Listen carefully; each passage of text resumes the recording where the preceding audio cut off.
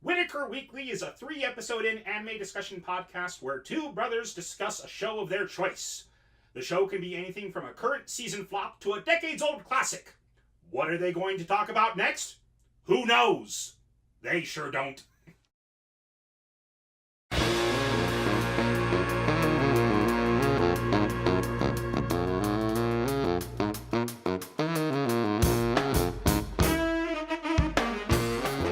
Welcome to Whittaker Weekly. I'm Andrew. I'm Lee. And this is your weekly news in nerddom.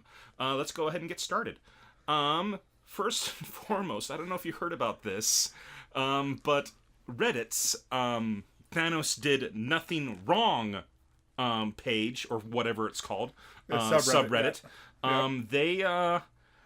they decided to go ahead and prove that Thanos did nothing wrong by banning half of the user base from that subreddit and doing it at random, and then putting them all in the other in another subreddit called In the Soulstone. Something along those lines, yes.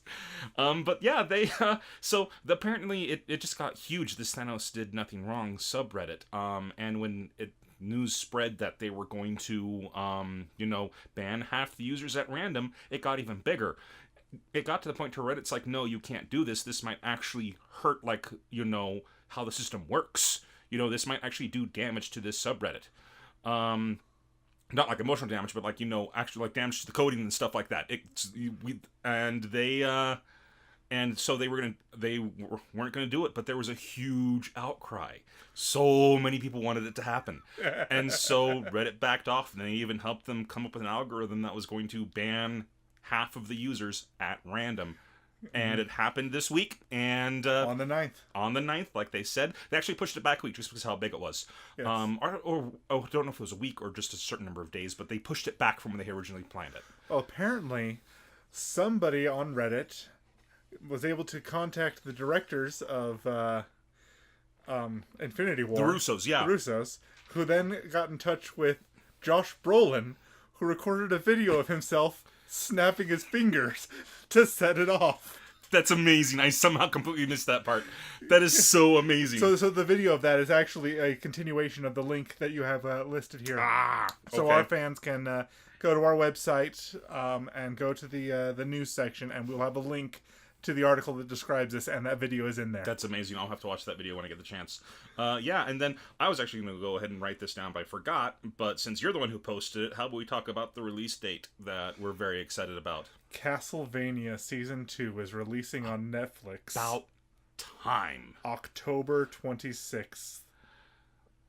So just before Halloween. I mean, we have been waiting for Season 2 for as long as some fans have been waiting for a new season of their show. But, now, Castlevania is just this amazing 4-episode show that they've got on Netflix. Yeah, it's only 4 episodes long. But they're releasing 8 episodes this October. Mm-hmm. And Netflix was so impressed with what they've done with these 8 episodes that even before they had a release date for Season 2, they announced Season 3. Yes. So they greenlit Season 3 before Season 2 even had a date. A release date. So we're really excited about this. One of the really coolest things about this, and this is just something I really, really appreciate as a nerd, is that when they were making the show, they made sure that everybody had access to a copy of, I think Castlevania 3 is it based off, or is it 2? I want to say 2. It's probably 2. No, 2 is Simon's quest, and this is Trevor Belmont, so it's got to be 3. Okay, it's got to be 3. You might be right. Mm-hmm. But anyways, it's based off of one of the NES Castlevania games. Yes. And they they made sure that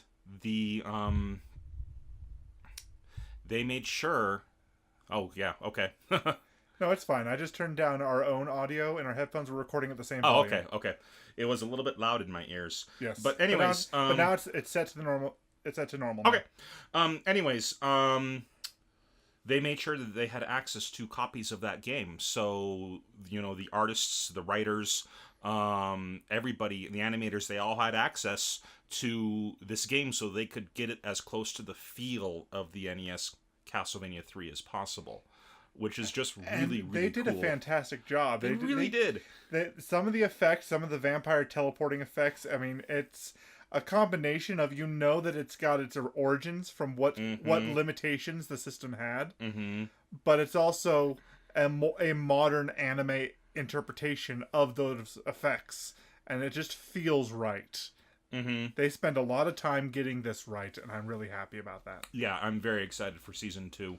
I cannot wait, and it coming out in October is actually really, really, really fitting. So, yes, before Halloween. And in other news, season 3 of Overlord started today. As of us recording this, we're recording it on a Wednesday. Yes. And yeah, the 11th is when it started. Actually, no, I think it was the 10th. I think it was yesterday when it started. It dropped yesterday? Yeah, it dropped yesterday. Okay. Overlord Season 3 dropped the 10th. So yeah, for some reason I was thinking today was Tuesday when we were recording. Nope, it's not. It's Wednesday. It is Wednesday.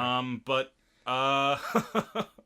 yeah, I'm super excited for Overlord Season 3. Seasons 1 and Season 2 were just so much fun to watch. They really were. And I already read the synopsis for episode 1, and Ainz gets worried that his NPCs have real fast. For those of you who don't know what Overlord is, what are you doing at this point?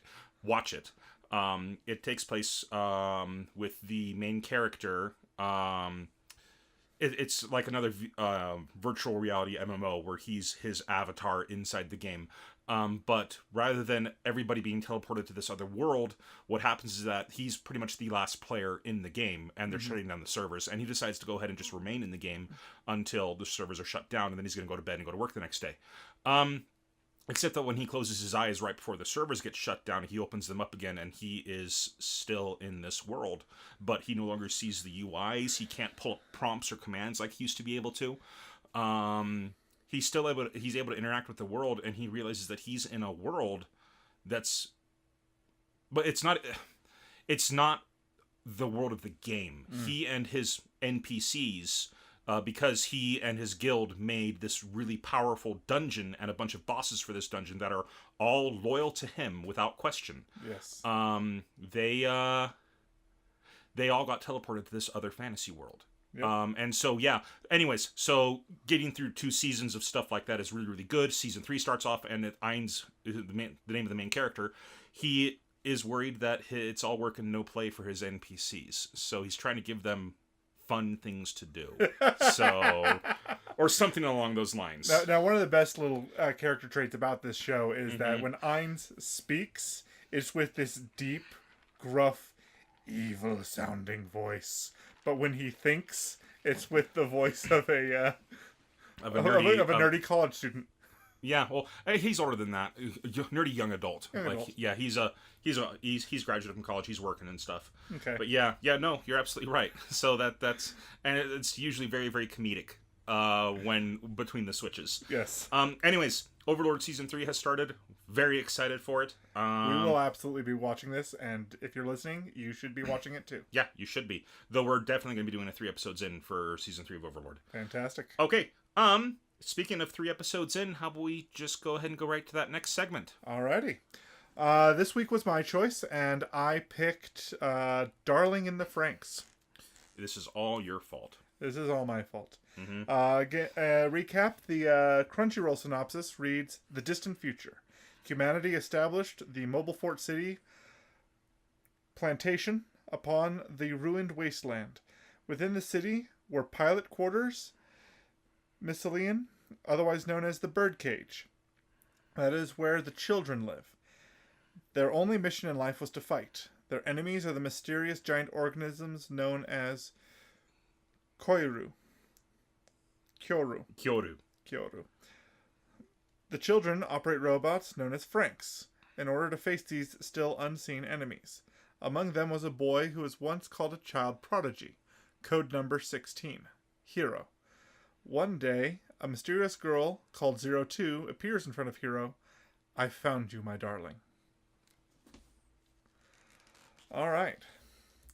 So the first episode starts off with a parable that they don't go too deeply into it, but I actually did a little digging, and it's an ancient Chinese it's an ancient Chinese mythological creature called a Jian. And what it is that a male and female, there are one-eyed, one-winged birds. and I can't tell you which side was which, but one gender had the left eye and left wing, and the other had the right eye and right wing, and only by pairing together could they fly. And it was an analogy for marriage in ancient Chinese mythologies. Okay. And so the story starts off talking about those kinds of birds. And first it's the voice of 02 talking about it, and then it's reiterated by Hiro shortly thereafter. And he's in a and the story starts off with him in a wooded area watching a bird that flew into the dome of where they're at, and so it left blood stains on the dome, and now he's worried about this bird while narrating basically a recap of what had just been said about you know, how important it is to be able to fly, to find someone that you can fly with. Yeah. Otherwise you're trapped, and what's the point of being a bird if you can't fly?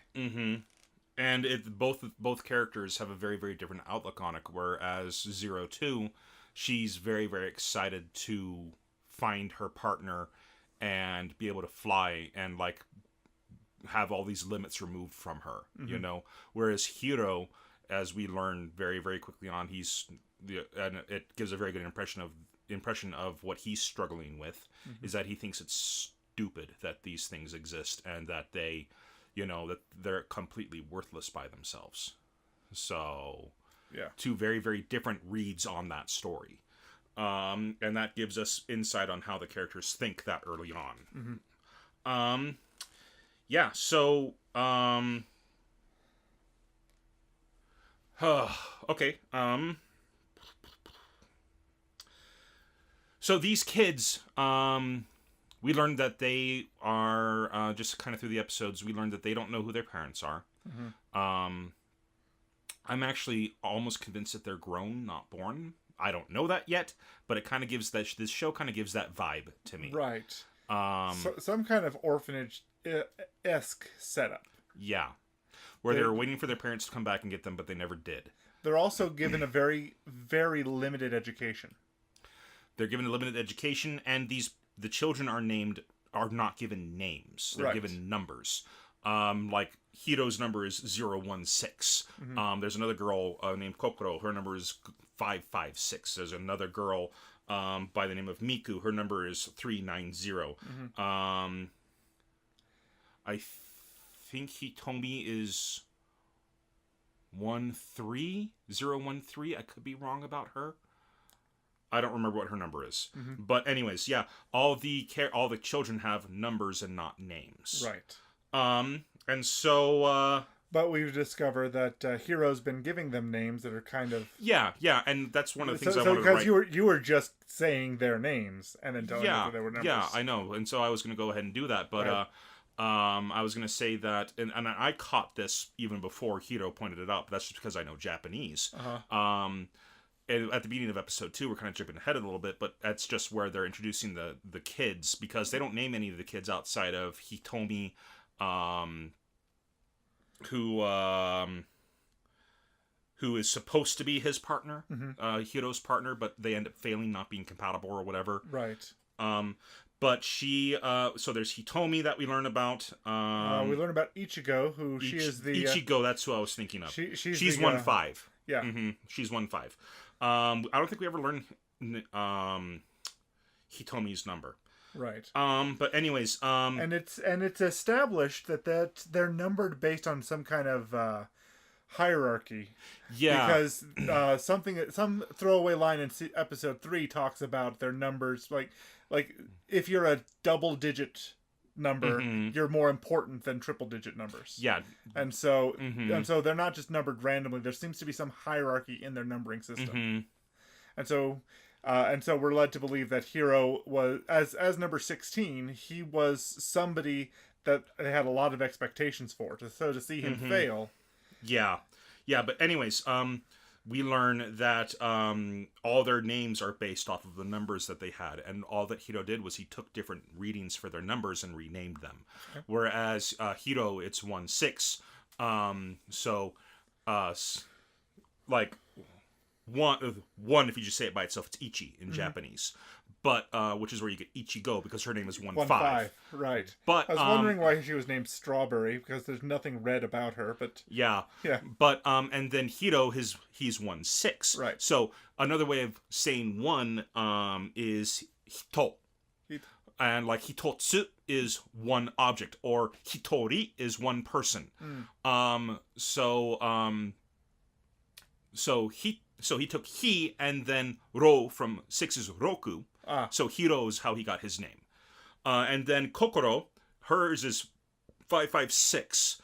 But instead of giving her the name Gogoro, Kokoro sounds better. Right. So they went with that. And then Miku, which reminds me of that scene from Free when they're arguing whether or not to call her Ko or Go. Yeah. Like, haha, you just got Looney Tuned. You just got Looney Tuned.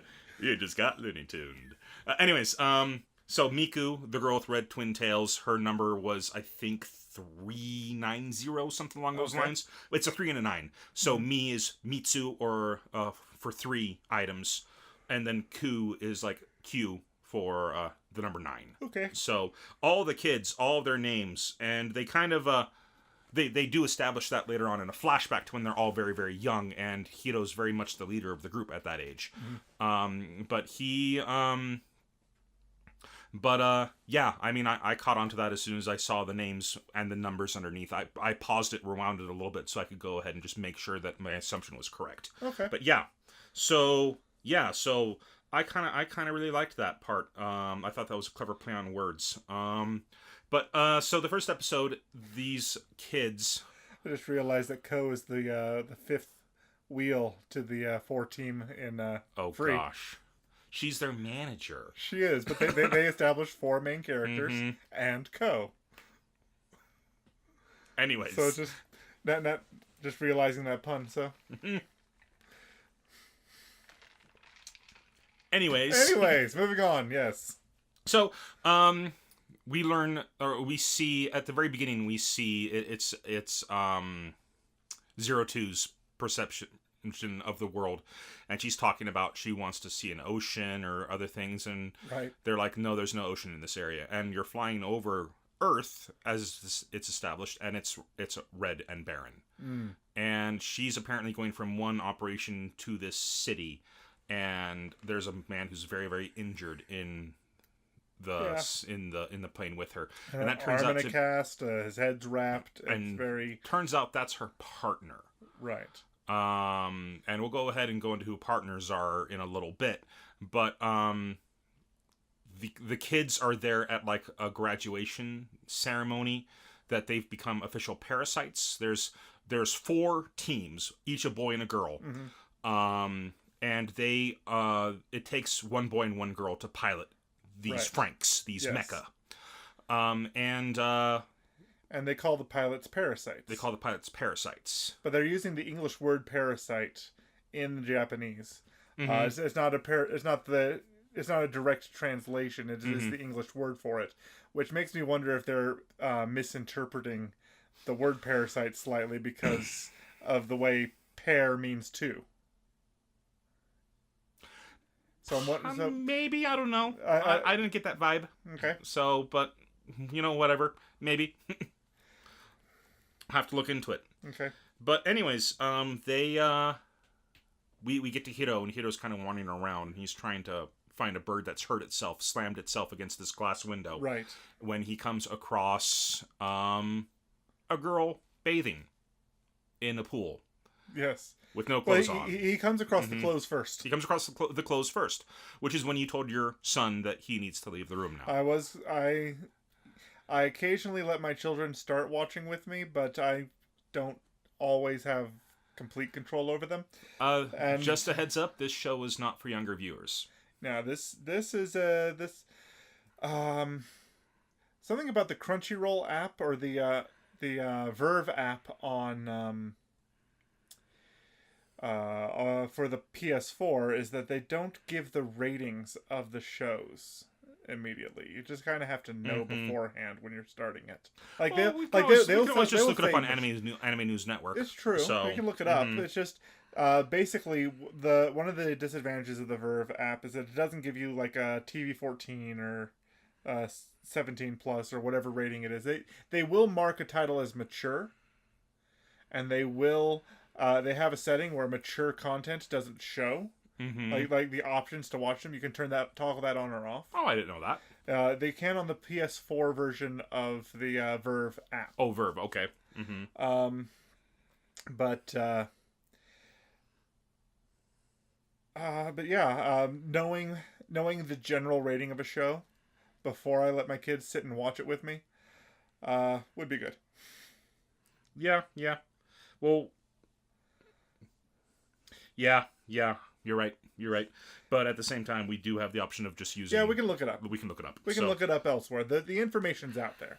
It just would be nice for it to be there presently, instead of having to do a Google search wall. Anyway, no, it's fine. But yeah, okay, so he ends up walking up onto her clothes and trying to identify it at first because he's not 100% sure what it is. She wears a very different uniform than the rest of them, so he doesn't see it. That's the only clothes he's ever really seen, except for the uniforms that the few adults that they interact with wear. Yes. So again, these children, he's of a group of children who were raised with almost no understanding of the outside world, very limited education, so he's not even sure.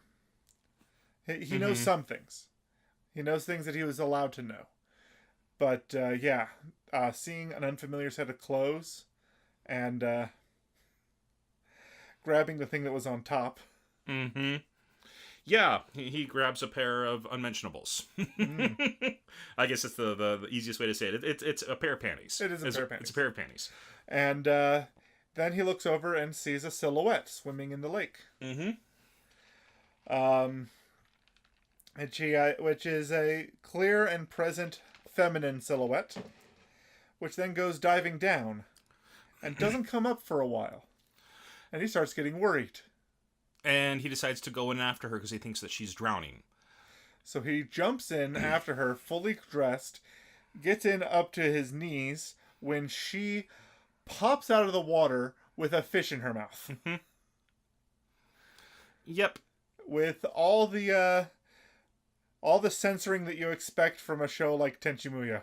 Oh gosh. Her hair is just in the exact right spot. Yes. With two locks of hair on either side of her face coming straight down to censor exactly where it was expected to go. It's something they did with Ryoko in Tenchi Muyo, and it's a trope at this point. Mm-hmm. So ultimately she spits out the fish. Mm-hmm. And she starts giving him a hard time. She is not embarrassed in the slightest to be in the nude in front of this boy. And they end up talking a bit. And it's ultimately revealed that he was running into the pool for her to try to save her, and she likes that about him and gives him a formal thank you. Mm-hmm. And an adorable little smile. An adorable smile, formal thank you. She gets out of the water. She's still not embarrassed at all. But after she gets dressed, she has a habit that's established at the very beginning when she licks herself. But she apparently likes to know the flavor of people. She licks, so she licks Hiro. Later she licks Ichigo. And in one scene, she seems to be determining. She there's a very deterministic methodology to her licking people. Like she'll hate her own flavor. She wishes that she could go swimming in the ocean. Yeah, she licks herself after she gets out of the pool, out of the lake, and she's like, "I thought the ocean was saltier than that. I thought the ocean was supposed to be salty." And Hiro says, "That's not the ocean. It's just a pond." Yeah. So yeah. Mm-hmm. And she licks him. Well, she pounces him. She gets dressed. She gets dressed, and then she pounces him, and she licks his cheek, and licks his cheek, and then she says, "Your flavor makes my heart flutter. It's tangy, and it bites, and it lingers, and you taste of danger, and I like it." And later, when she looks Ichigo, she's like, "You're salty," which is actually pretty funny because it's pretty obvious that Ichigo really likes Hiro, and she does not like the fact that and we see this at the end of episode 1, but that 02 starts calling Hiro my darling, and it really. Actually, yeah, right there after she gets her clothes on. And does she say my darling then? After licking him, she offers to make him her darling and be their partners. And he's about to reach for her hand, when her entourage when her appears. entourage. That's yeah, right. That's she right. escaped from them. She escaped from them, and she's like, "Oh, too bad. Time's up." Yep. And she's in the habit of just going off on her own. It really, really upsets her superiors. But it also is revealed that it looks like she's got a pair of horns that are on a headband. But what it really is that she actually has a pair of horns, and one of the reasons she likes Hiro is because he didn't freak out about her horns. Right. But she wears this headband, and the headband kind of clicks into the horns to make it kind of look like it's a headband thing. I don't know if the headband's there for another purpose. Maybe we'll learn that on another day, another episode. But yeah, she has a pair of horns. Now, we've learned at this point that there's been some gossip about her. That we've learned at this point that there is a pilot with horns who, when she partners with anybody, after the third time partnering with them, they die. Mm-hmm. That she's this cursed pilot. Mm-hmm. And apparently he doesn't even care. Like, he hears the rumors and doesn't care. Yeah. Yeah. Because when he first sees her, he feels something click inside of him as well. Like something he's never experienced before. Yeah, and he feels some kind of like immediate connection to this woman. But anyways, we get to this ceremony where these kids are about to show off piloting their FRANXX for the first time, and we see the control units. The women kind of get down into the system, and a pair of handles come off of them. Yes. And the men hold on to those handles and help pilot things, but they have to be in unison for things to work. Yeah. On the back of her helmet, the back of the female's helmet seems to be a heads-up display that also shows their synchronicity. Shows what their synchronicity is like. So you have a blue. You have this looping, this symmetrical looping display with a red bar and a blue bar, and their numbers have to be the same and high. And so it kind of it borrows heavily from shows like Evangelion, but in this way it also there's a synchronicity that Evangelion had in their system. Like, you had to be so in sync with your own machine, but now it's two partners that have to be in sync with each other. Yeah, well, that reminded me of Pacific Rim, the full dive system from Pacific Rim. I actually wrote that down because later on we see Ichigo, for some reason, we're not really explained why, but Hiro, even though he's failed at becoming a pilot or a parasite, he's allowed to stay. Whereas the girl who was supposed to be his partner is sent back. Yeah. She gets very, very well. Anyways, so we don't really know why, but we see that in order to kind of prove that he can be a pilot, Ichigo says, I'll be his partner. And so they get into the system together, and when they first connect and try to connect with each other, we see kind of this cool scene that reminded me of the full dive animation from Pacific Rim. Right. And I really, really liked that. I thought that was cool. Mostly because I love Pacific Rim and want more of it, even though I haven't seen the sequel they made because I heard it was awful, and I'm worried about them being right. And I kind of want to leave the original in the utter perfectness that it is. But anyways, yeah, I really liked that it reminded me of Pacific Rim, where the two partners have to be working together, and we see what happens when they don't work together. And it makes more sense in this way because they're doing something different. They're each doing something different, but they have to be synchronized. It made a little less sense with the synchronizing in Pacific Rim because they both had to be moving their bodies in exactly the same way every single time, and it seemed a little redundant. But to have two people doing something different but unified. Yeah, Made Well, more sense to me. and the reason they had it in Pacific Rim is because it was too much of a strain on a single brain to handle the machine. Right. So they split it up between two people. Right. So, and that worked fine for me. Okay. So yeah, no, I'm not dissing on it, but it just better not be dissing on it. I'm not dissing on it. I'm just saying I like this system because you have two different people doing different things, but have to be synchronized in what they're doing. But anyways, he refuses to go to kind of this ceremony thing, even though he's still there, and he's more than welcome to attend. But he decides he's going to leave, and he's like, "No, I failed. There's no point in me being here." Right. And so he leaves, and he's going to try to get on this transport with Hitomi, I think her name was. Right. And she just says, "No, it's not your fault. It's mine. They're letting you stay." And she pretty much throws her suitcase at him, so he misses the door closing on the transport. Yes. And she goes off without him, but he's still determined to leave, so he's just waiting for the next one to show up. But as he's waiting, one of these beasts, one of these creatures, I didn't bother writing down the name. The Kyoryu, or whatever they're called. Yeah. They, one of these creatures attacks and destroys the transport that Hitomi's in.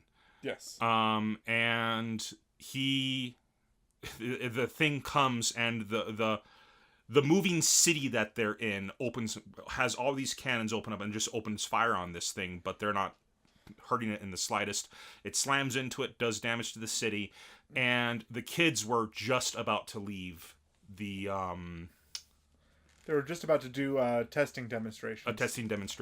And so they're in their mechs, but this thing slams into the docking bay and damages the doors, so the doors can't open. Right. And it's about to attack one of the mechs, one of these FRANXX with two of the kids in it.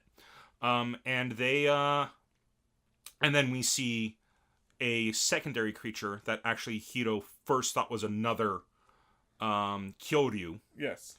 Attacking the first one.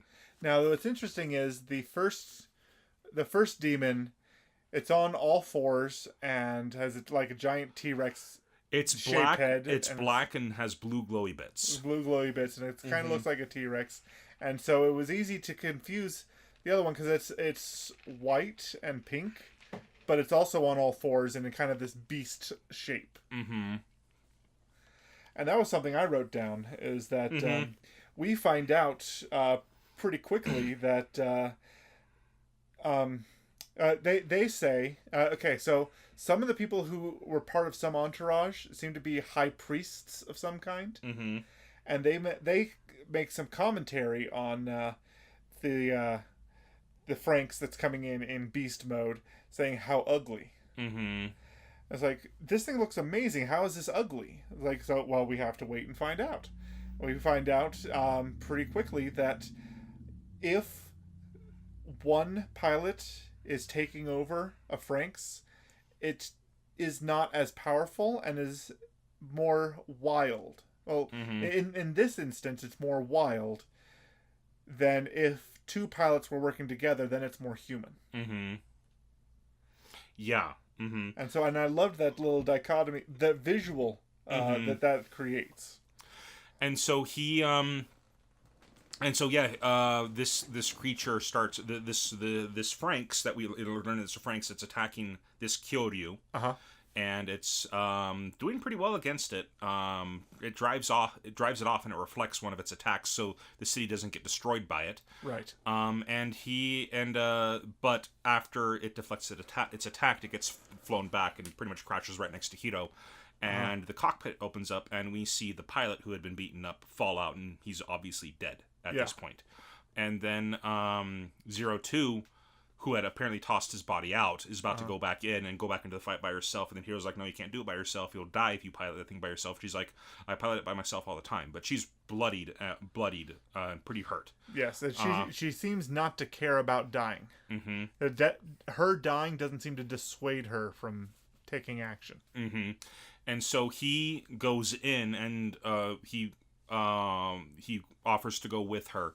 And she accepts his offer. And in order to create a bond with him very, very quickly, she offers to kiss him. and he has no idea what that is because these kids are very, very sheltered. They have no idea what any of that stuff is. Yes. And she offers to kiss him. And it's actually kind of funny. In the next episode, we learn that they do have a term for kissing, but what that is that two cities come together, or a city and a docking station come together, and that's their term for docking. So they say kissing. A kissing operation is when a city docks with like a gas station or something like that to get more fuel. Yeah. So, but anyways, she then kisses him. And it cuts to the outside of the FRANXX, and the FRANXX gets up on its 2 feet, and it turns into a very feminine form. Well, as feminine as this robot's going to get. It's got massive arms and massive legs, but a very feminine figure in the middle. Oh, it's absolutely feminine. And then a feminine anime girl face. Yeah. Yeah, this beast just... And it's interesting, because what they seem to establish is that the face is like a screen. It's some kind of video screen that takes on the persona of a face of the girl that interacts that is completely in control of the girl. It's like a broadcast of what the girl's expressions are, morphed into whatever persona the robot is. It's like the AI, whatever her name is, that Kisuna AI or whatever it's called. Yeah, it's like that program that we're seeing, and anyways. So sometimes in the show we end up with these split screens where the guy's talking and then the girl's responding, but it's the face of the robot responding. Mm-hmm. It's the face of the robot responding. But anyways, they then get into this battle, and they're so powerful that they destroy this thing and destroy a crystal core in the center of it. And they come out of the battle, and people are wondering who was piloting it, and 02 comes out and carrying the unconscious body of Hiro. Yes. And then that's the end of episode 1. But we also learned that she apparently has these horns because she has a Kyoryu blood in her. Yes. So she's very, very unique because of that. But so that's the end of episode 1. Episode 2, we've already kind of covered a lot of it just here and there. There's flashbacks to when they were kids. They start off in the school, and they go back to the school, and Hiro has decided to stay even because he wants to pilot again with 02. Is episode 2 the scene with the breakfast? Yes, episode 2 is the scene with the breakfast where he walks up and he talks to Ichigo, and she's like, "I'm glad," and she's happy he's decided to stay. And then one of the students, one of the other squad members comes out. What's his name? Is this the braggart? No, this is Futoshi. Futoshi's the one with the glasses. Okay. He opens the door and says, "Hey, that girl's eating with us." And they... is it, now, correct me, is Futoshi the older brother, or the brother of Ichigo? I want to say they said that they were brother and sister, and that they were they're not brothers. They're not brothers and sisters. What they talk about is that they were in the same orphanage together, and then they went through all the programs together as well. So they're like siblings. Oh, okay. So Futoshi, Ichigo, and Hiro have been together the longest out of all of them. Okay. But Futoshi says, "Hey, she's eating with us. We don't know what to do." And so it cuts inside, and you see 02 dumping an entire jar of honey all over her breakfast. And she just picks up this big old thing of ham and starts eating it. It's just covered in honey, and everyone's like, "That's so disgusting looking." All over. And where I just thought, honey roasted ham sounds real good right now, is what I thought when I saw that. But it looked like a very thick strip of bacon. Mm-hmm, and then the braggart Zorome comes up and starts talking to her, and she ignores him and uses his shirt to wipe her honey-covered hands on. Which she complains, "These are my Sunday best." Mm-hmm.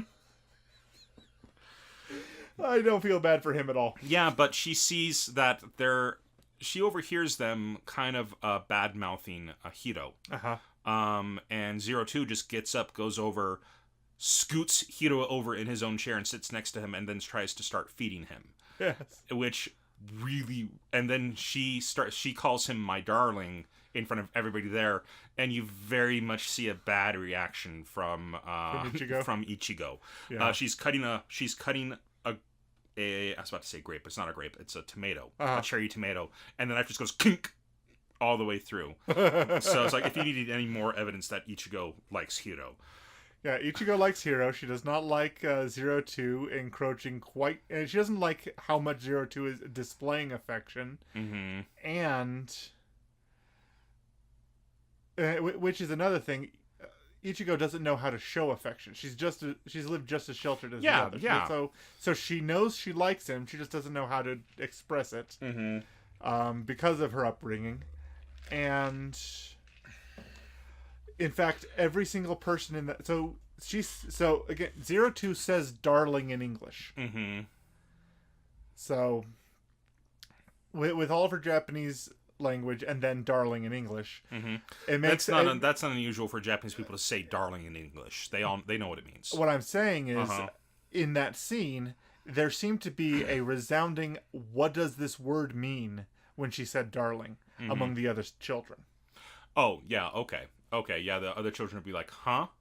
So yeah, Well, they all, darling. yeah, or they were also just freaked out by her actions, and because she gets in trouble, as much trouble as she gets in with her, her whatever they're called. I was calling them something earlier. Her keepers or whatever. Yeah. I forget what word I was using to describe them earlier. Anyways. Entourage, yeah. They come in and pretty much say, you're not supposed to be in here, come with us. And she's like, oh. And she had moved to sitting onto Hiro's lap, because we see her legs are over his now, and then she just gets up and swings off over him and goes off. Yes. Anyways, the kids get into training and stuff, and and we then see how the kids get into their uniforms for piloting these FRANXX. And I just thought to myself, that's a very, very convenient way of getting in skin-tight suits, because the boys and the girls, they both wear like these skin-tight combat suits, right? Or pilot suits, whatever they're called, to pilot the FRANXX. And they put on some pretty tight underwear, both the boys and the girls, and they just go over and they stand in these beams of light, and these beams of light put the suit onto them. And I'm just like, I wish I could get dressed like that. It's a spray paint type fabric 3D printer they're just standing in, and it just, as it slowly pans up and puts the skin tight bodysuit on you. But again, the girls are talking about Hiro and how, well, not all of them, it's just Miku, the red head with the twin tails. So they also, what's happening is they're in a locker room, and they're showering in individual stalls, and then putting on the tight under things, and then the spray. Well, before that, though, the kids are all talking about how there's no way that Hiro piloted that thing, because what happened is that Hiro doesn't remember. He remembers getting in there, he remembers the sensation of it all, but he does not remember actually piloting. Right. And so they all think that he's full of crap, well, everybody but Ichigo and whatever his name is, Futoshi. They all, they all kind of think he's full of crap. Right. And some of them are much louder about it than others. And it's kind of funny that the two who are the loudest about it are Miku and Zorome, and they're partners. But yeah, Miku's making fun of it, and then Ichigo just kind of slaps her hand against one of these dressing machines to shut Miku up, and Miku's like, I thought it was a shower. Problem? I thought it was a shower. No, that's no. That's not a shower. That's what they're standing in to get dressed. That's the machine that. I thought they changed machines. Okay. Nope. Because she just barely got out of that, and then Miku got into it. Because it was her that we saw that the machine was putting on her clothes. Yes, she did. Yes. Okay. Yeah, it wasn't a shower. Okay. But yeah, and then they went out and they did some training exercises and stuff, and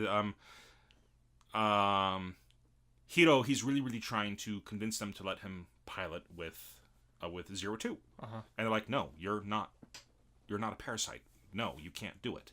It's not no. Yeah. And they refuse. They will not let it happen ever. And as much as Zero Two even wants it to happen, it doesn't really happen. What else happens in episode 2? I want to say that that's the episode that, in order to test to make, there was a combat. There was a training. It wasn't the practice to see if Hiro could be a pilot, was it? I want to say it. I could have sworn that was episode 2. You mean 3? Or 3? Yeah. I could have sworn that was episode 3. I'm trying to think. Okay, so yeah, that might have been the beginning of episode 3. Mm-hmm. Where, well,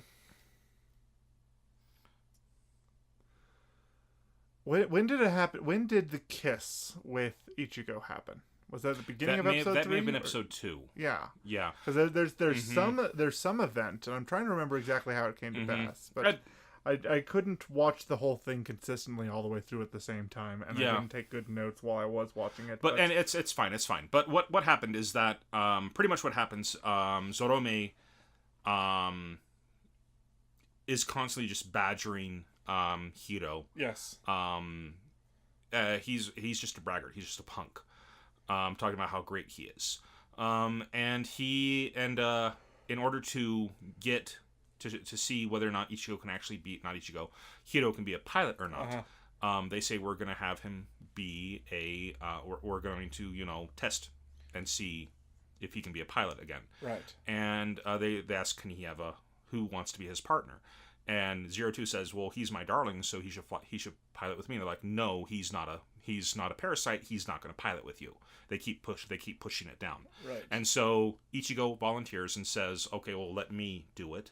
Mm-hmm. And he says, okay. And then Zorome, like, and who wants to go ahead and, fight against them for this training thing? And Zorome throws up his hand. So, yeah. What's up? No, go on. Yeah. And so they go out into this. They go out, and he and Hiro and Ichigo pair up, and that's when we see the dive sequence. Right. That's when we see the dive sequence. And she and they're piloting for a little bit. They're piloting for 30 seconds or so before suddenly it gets bad. Yes. And they completely lose control just as they're about to get into this combat. And Ichigo asks for a 3-minute timeout because they want to figure out what's wrong. And she starts talking to him and says, well, what happened? What happened in there? Did anything else happen? You have to tell me. And he said, well, she did this thing called a kiss. And she's just like, what's a kiss? And he explains it to her. And she's like, we touch our lips together. And she's like, what? And he's like, no. And he's like, no. She did it to me. Okay. Yeah. So, and so she's like, okay, fine. Well, let's go ahead and give that a try. And she gives him a kiss. And after he feels just this kind of electricity go through him during the kiss with 02. Right. But he feels nothing after the kiss with Ichigo. Yeah. In part because she has no technique and she doesn't know what she's doing. She just puts her mouth on him. Well, this is also...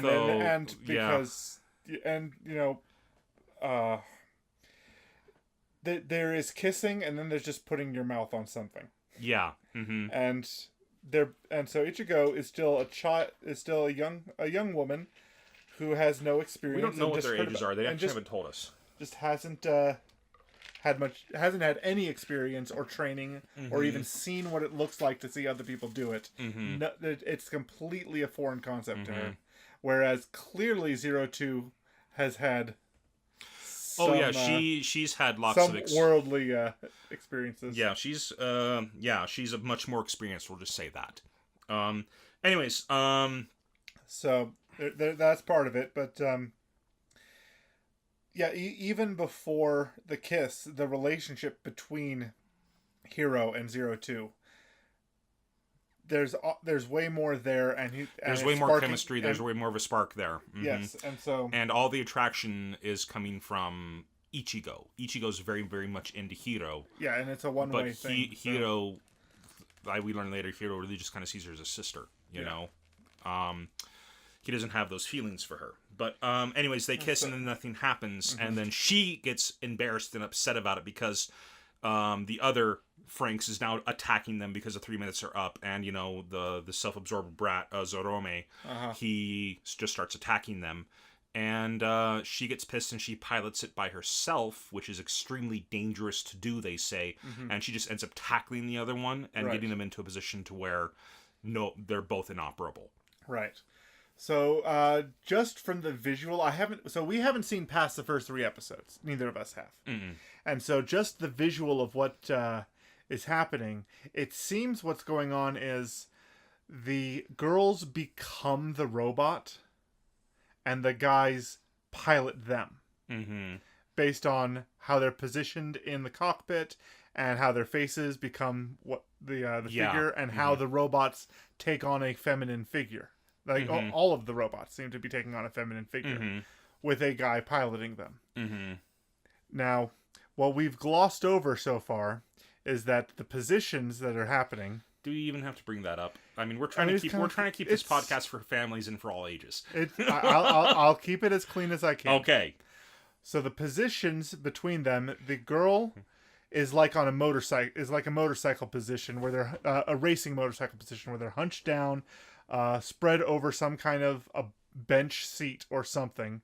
Their helmet becomes the guy's heads-up display, and part of their skin-tight bodysuit includes handles that come off of their butt. I was going to say hips. Their hips. Yeah. Mm-hmm. And then the guys sit in a chair behind them and pilot from there. And I think it's important for us to point out that the man who made these, Dr. FRANXX, if it's the same doctor we're introduced to in episode 1, is a pervert. Yeah. Okay, just flat out. I mean, if that's who that is, they say Dr. FRANXX is the man who made it, and this doctor that we see in the first episode, they never give him his name. Right. But if that's Dr. FRANXX, I mean, he's groping women and stuff like that, so he's a total pervert.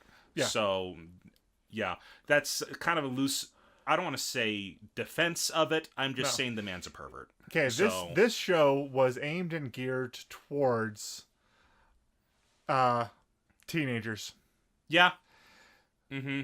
And is completely full of fan service. Mm-hmm. The shot angles and everything of that nature, that's what the show is. Mm-hmm.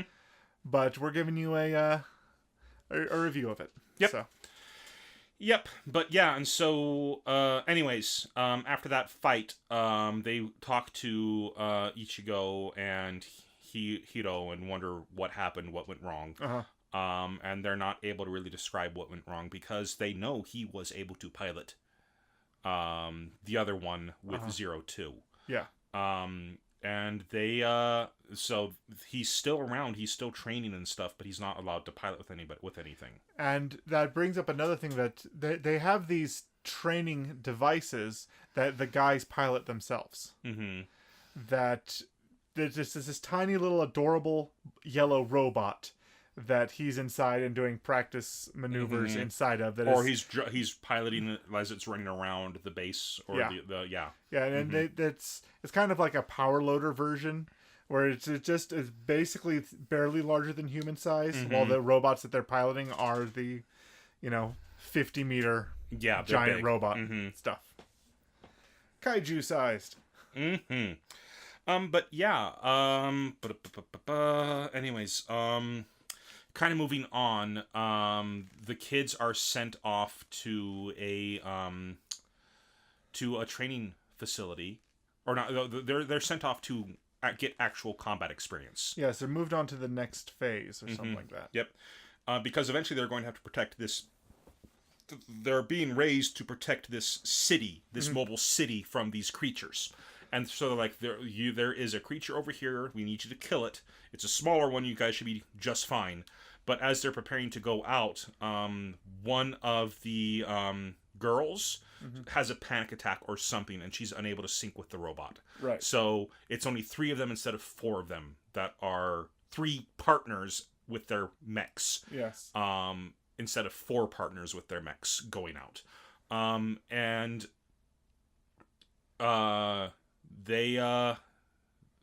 They go, they attack this creature, they kill it, but as they kill it, their magma-powered weapons start attracting more of these creatures. Yeah. So they start getting completely outnumbered by these things.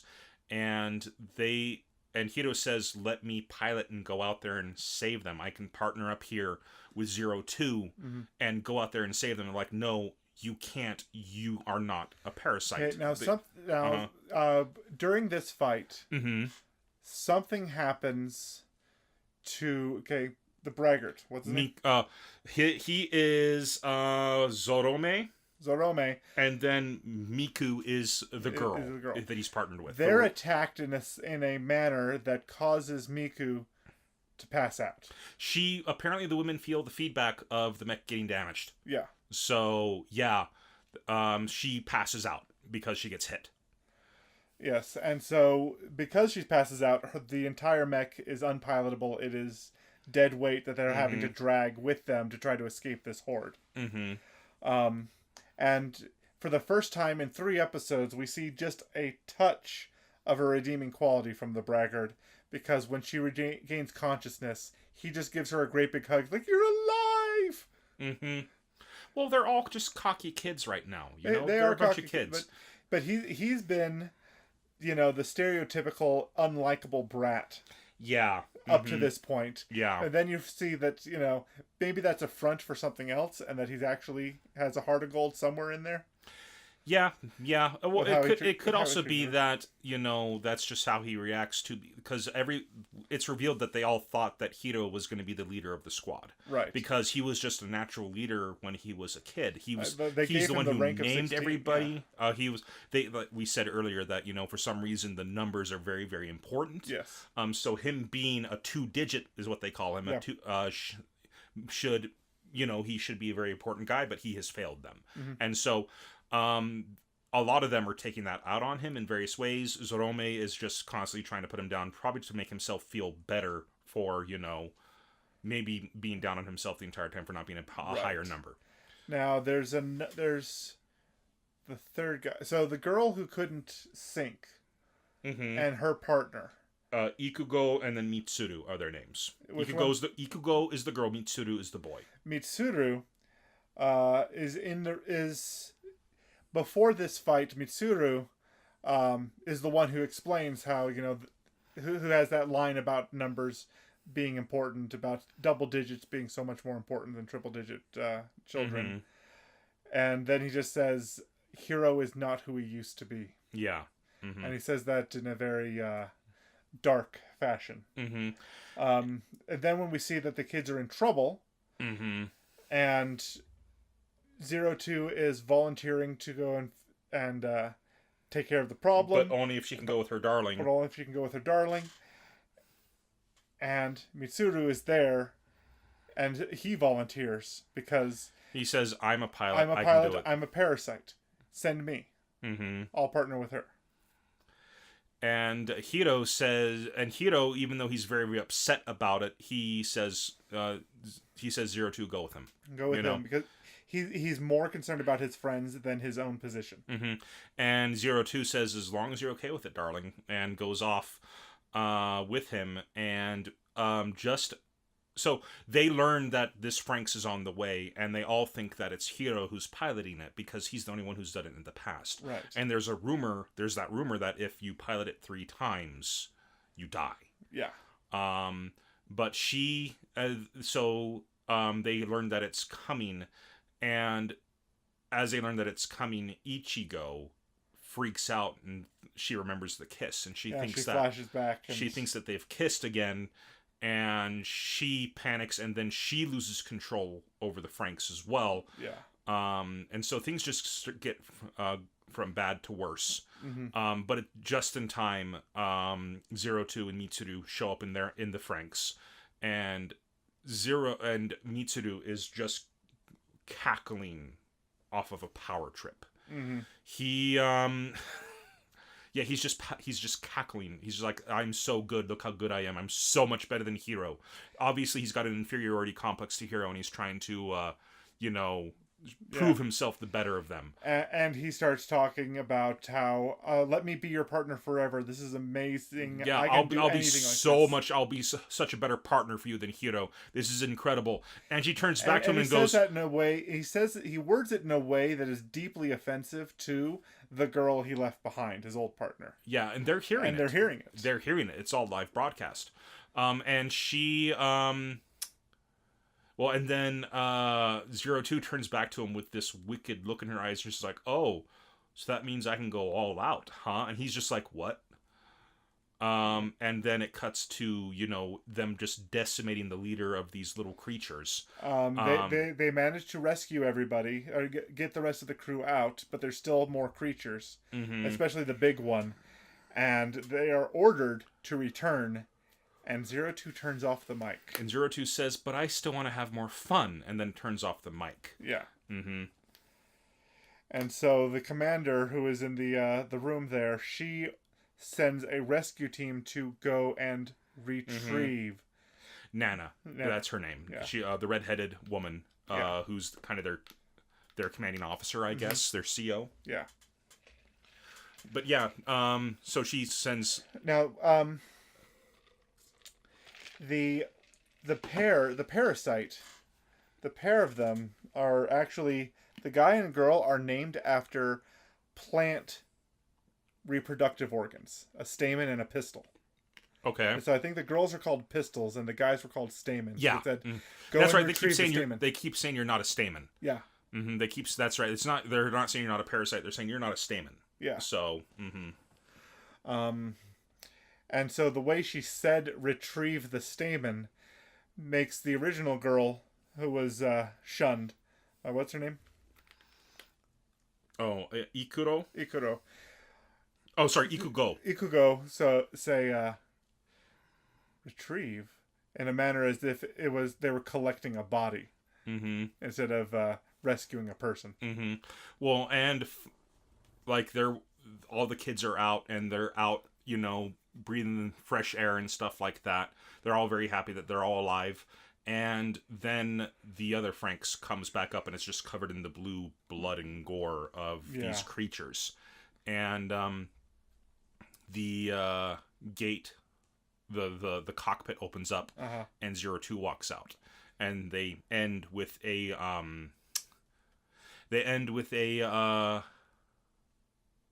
still frame on Mitsuru unconscious in the pilot seat. Yeah. And they say, and that's when we knew that the rumors were true. So, yeah. But something that we forgot to cover is that this show also... we kind of covered it a little bit at the beginning where that old Chinese story... yeah. How 02 sees it as freedom, as being paired with someone and then finally being able to fly and do whatever you wanted. And we see that she's trying to get Hiro to be her partner, and there's that scene where she's doing these flips in a very, very dangerous location. She's like doing flips and cartwheels and stuff on a beam that's out over a drop. Yes. Well, now let's get before that. He's 02 is leading Hiro through various restricted parts of the city. And she's got a multipass. And that's right. Through it, and she can go. She goes through this force field. She has an S-class pass. She has an S. Okay. Yes, it's not a multipass. It is not. This is not Fifth Element. But she walks through this force field that he can't because he doesn't have the clearance. And so what she does is she comes back through the force field, and then the pass is on a glove that she's wearing. And so she grabs Hiro by the hand and holds him in a, I want to say a waltz dance position or something. It looked more like a tango to me. Tango dance position, and then leads him hand first through the security. And as long as we do this, it's totally fine. Yeah. So... yeah, and she just walks past the security gate like it's nothing. Like it's nothing. And I want to say that scene reminded me of the old RPG system Paranoia. I never played Paranoia. I played this game called Paranoia, and it's absolutely hilarious. you're in this facility where your color determines your security access. And so if you're red, you can only go into red places. If you're orange, you can go into red and orange. And your security goes up the further the rainbow you go. But the building is built wrong, so a green corridor may connect two red places, and you have to get to the other red one. But but finding the way to it may not be possible. And the GM plays this character Master Control, who you have to ask for resources, and if you ask the wrong questions, it says, "You're not allowed to be asking questions like this," and it kills you. Is this actually like a tabletop RPG? It's a tabletop RPG called Paranoia. Well, that sounds like fun. We should totally play it at some point. We absolutely should. It's fantastic. But just them going through a corridor and then faking their way through a certain access is exactly how that game is played. And basically you have... the way you name your character is you have a 3-digit code, and then you have a letter which represents the color of what your rank, and then you have the number because you have 6 clones. Oh, jeez. And once you run out of clones, you're dead. Oh, jeez. Okay, but anyways, getting back to the show. Yes. So they're out in this place where Hiro's not supposed to be, and she starts, asking him questions and just like, have you ever thought about freedom or like what life's like outside of that? And he's like, I've never left like the dome upstairs. Like I've only been to 2 places my entire life.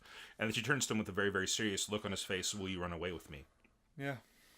And and he's like, wait, what? And then she's just like, oh, just kidding, and like, goes off with that. And then she goes over a railing and then starts walking across this I-beam over the city. And so the slightest wind could blow her off and she'd plummet 100 stories to her death. And so he's very worried about her. And she's totally nonchalant about it. And then she even said, and so during the scene, he also offers to name her. And she says, "Why bother with a name? When we die, no one's going to remember our names. We'll just be statistics." And then a strong wind comes and blows her. She leans with the wind and looks like she's going to fall off the edge because she's just talking nonchalantly about death, and she looks like she might just allow it to happen. And so he reaches out to try to save her, but there's nothing he could do from how far back he was. And then she proceeds to cartwheel her way back and acrobat jump over the railing, and she's fine. She was in complete control the whole time. Yep. So that's the first 3 episodes of Darling in the FRANXX. Yeah. I'm very interested about the setting. I'm very interested about the story and seeing what happens. The first 3 episodes do a really great job of building intrigue and keeping you curious about the overall. It's enough to make me want to keep watching. Like, right. I definitely want to keep watching. I heard that the ending, it kind of falls apart. But I've also heard that depending on where your political stance is, you will enjoy the ending or you'll hate the ending. I've heard people will say whatever they want online. But it's so I'm willing to keep going with it, but this is definitely not a show you want to watch with kids around. Right. So it's aimed at teens, but even still, if I was I don't think I was mature enough as a teen to really kind of... Yeah, it's a young adult. It's more of a young adult thing. Yeah. Yeah, so, I give the show a pass. I definitely want to watch more of it. Yeah. What about you? I personally would like to see how this show's going to play out. Looks like they just finished it up, that they recently released episode 24. Yep. And so the first season is all wrapped up, and that might be all there is of the show. Yeah, possibly. I mean, with 24 episodes, that's a good sized season. Apparently, though, this show and My Hero Academia were the big hits. Deku and 02 were the #1 costumes at Anime Expo this last week. They're the most common. Okay. Well, I guess guys are too self-conscious. Most anime fans I know that are men are too self-conscious to, cosplay as Junk Dog. Apparently there were some really good Junk Dog cosplayers, but... really? But it's just so much easier to put on a blue jumper and a green wig and call yourself Deku. I guess that's true. And Deku speaks to a lot of younger anime fans really, really well. Absolutely. Whereas Megalobox was Where Gearless very Joe. much aimed at an older audience. So good. It was That so show- good. Oh my gosh. We've been watching that. We finished it recently, and that show just has such amazing artwork.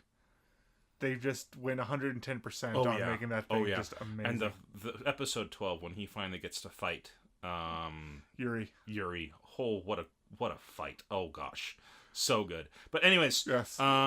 that's it for Darling in the FRANXX. Next week, and since it's my pick this time, I will go ahead and read the synopsis. I have never seen this show, and it is a huge it's a huge blank spot in my anime watching. My personal library and stuff. I've heard nothing but great things about this show. You've watched the first bit of it. I've watched the first bit of it. I want to finish it. Yeah, I've only watched the first bit of it. And we've been watching serious shows for the last couple of weeks, and I'm a fan of comedies. So I decided that next week we're going to be watching Cromartie High School. Here is the I love this show. Here is the synopsis as taken from Crunchyroll. Is this the real life? Is this just fantasy? I can't believe they did that. I know, right? Okay, real fast. One of the reasons I want to watch this show is because they have a character who looks exactly like Freddie Mercury. Okay? Yes. He looks exactly like him. He never speaks, but they even call him Freddie. So He's allegedly a high school student with a full mustache, well built with the suspenders. And he's in the suspender get-up that Freddie Mercury would wear, and he's allegedly so Cromartie High takes place. Whoa. Let me finish the synopsis, please. Okay. So, anyways, is this the real life? Is this just fantasy?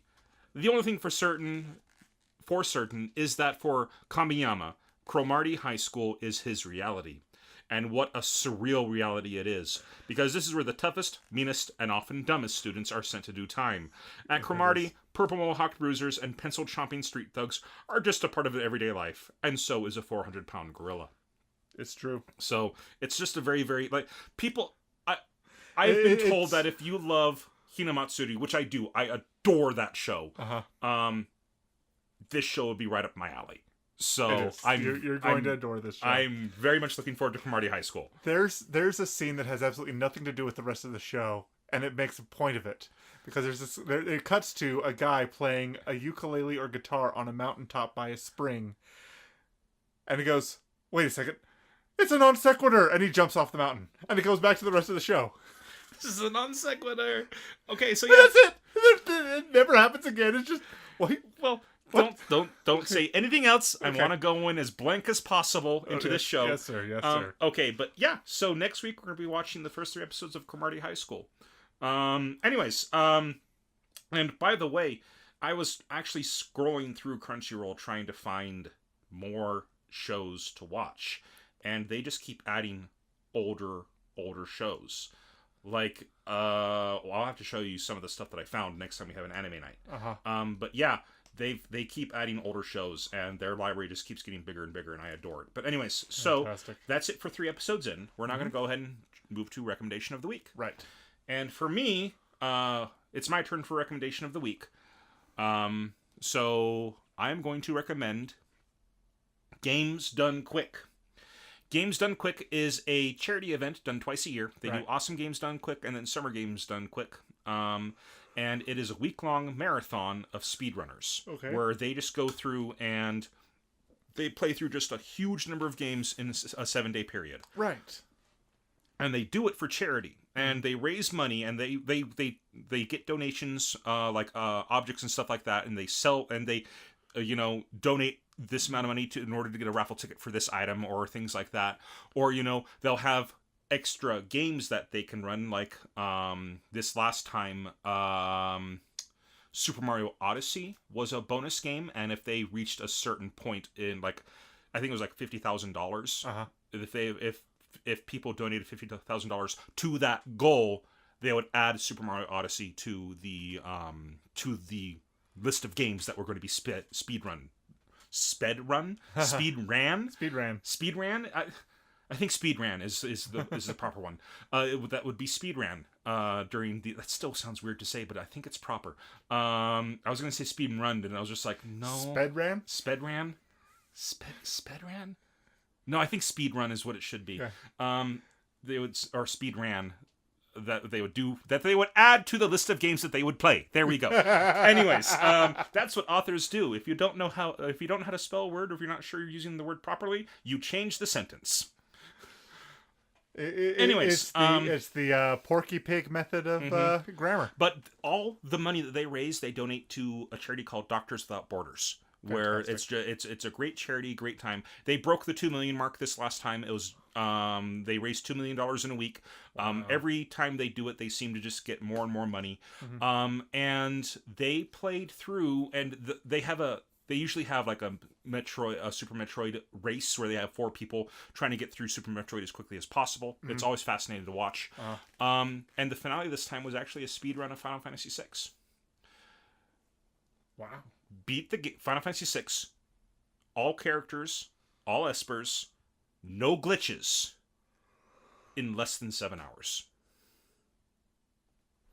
Wow.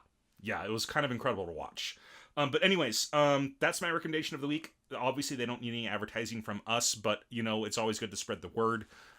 Seriously, if you haven't given them a try, they've got a great YouTube channel. Yeah. Or you can go ahead and follow them on Twitch. Okay. They still do speedruns throughout the year. But generally, their big ones are Awesome Games Done Quick, which is in January, and then Summer Games Done Quick, which is in July. Right. Okay, so yeah, that's recommendation of the week. Okay. That moves us on to the creator shout-out segment, and I am going to give a creator shout-out to E.M. Siverstein. Okay. She is an amazing painter and artist. I want to say based out of Sweden. Okay. And the reason I'm giving her a shout out is I've been working on putting together a steampunk pirate game, air pirate card game. And one of my main inspirations is an artwork that she did of a character she drew in pirate getup. Okay. And I'm going to go ahead and link to her Patreon account, her DeviantArt account, and her Instagram page. And just, give her a follow, and she's just absolutely amazing. So. Okay. Good deal. All right. Well, that's it for creator shout out then. I'm going to give her DeviantArt a look when I get the chance. Anyways, thanks so much for listening this week. If you listened on YouTube, please feel free to give us a like and a subscribe to our channel, or just go ahead and spread the word. If you like what we do, then please, by all means, spread the word. And go ahead and support us on Patreon if you like. But other than that, where can they find us on social media? Well, they can find us on Twitter at the handle at Whittaker Weekly. Okay. And they can search for us on Facebook. Just look for the Whittaker Weekly page. And we will have links to that on our website, whittakerweekly.com. Okay. Soon. Awesome. Well, that's it for this week's episode. Anything else you want to chat about before we close up? That covers it for me. All right. Well, I've been Andrew. I've been Lee. And this has been Whittaker Weekly. You have a great week.